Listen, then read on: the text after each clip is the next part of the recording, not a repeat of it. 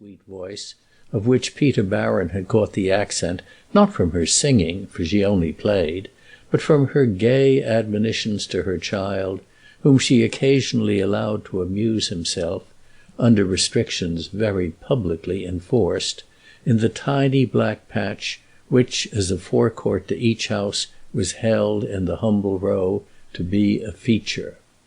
Jersey villas stood in pairs, semi-detached, and Mrs. Ryves, such was the name under which the new lodger presented herself, had been admitted to the house as confessedly musical. Mrs. Bundy, the earnest proprietress of No. 3, who considered her parlours, there were a dozen feet square, even more attractive, if possible, than the second floor with which Barron had had to content himself, Mrs. Bundy, who reserved the drawing-room for a casual dressmaking business, had threshed out the subject of the new lodger in advance with our young man, reminding him that her affection for his own person was a proof that, other things being equal, she positively preferred tenants who were clever. This was the case with Mrs. Ryves. She had satisfied Mrs. Bundy that she was not a simple strummer. Mrs. Bundy admitted to Peter Barron that for herself she had a weakness for a pretty tune, and Peter could honestly reply that his ear was equally sensitive. Everything would depend on the touch of their inmate. Mrs. Ryves's piano would blight his existence if her hand should prove heavy or her selections vulgar.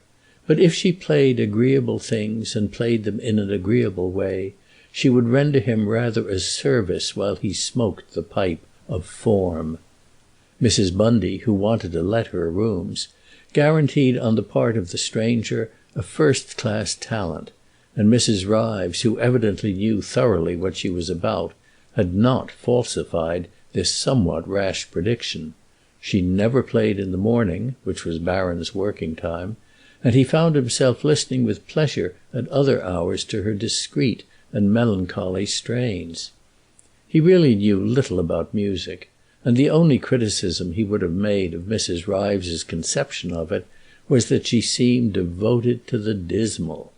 It was not, however, that these strains were not pleasant to him. They floated up, on the contrary, as a sort of conscious response to some of his broodings and doubts. Harmony, therefore, would have reigned supreme had it not been for the singularly bad taste of No. 4. Mrs. Ryves's piano was on the free side of the house, and was regarded by Mrs. Bundy as open to no objection but that of their own gentleman, who was so reasonable. As much, however, could not be said of the gentleman of No. 4, who had not even Mr. Barron's excuse of being littery.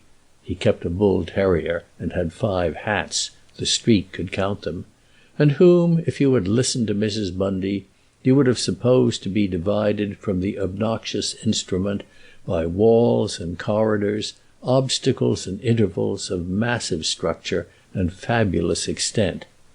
This gentleman had taken up an attitude which had now passed into the phase of correspondence and compromise, but it was the opinion of the immediate neighbourhood that he had not a leg to stand upon, and on whatever subject the sentiment of Jersey villas might have been vague, it was not so on the rights and the wrongs of landladies. Mrs. Ryves's little boy was in the garden as Peter Barron issued from the house, and his mother appeared to have come out for a moment, bareheaded, to see that he was doing no harm. She was discussing with him the responsibility that he might incur by passing a piece of string round one of the iron palings and pretending that he was in command of a gee-gee.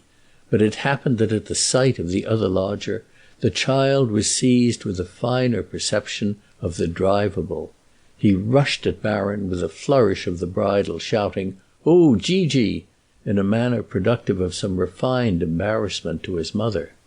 Barron met his advance by mounting him on a shoulder and feigning to prance an instant, so that by the time this performance was over, it took but a few seconds, the young man felt introduced to Mrs. Ryves.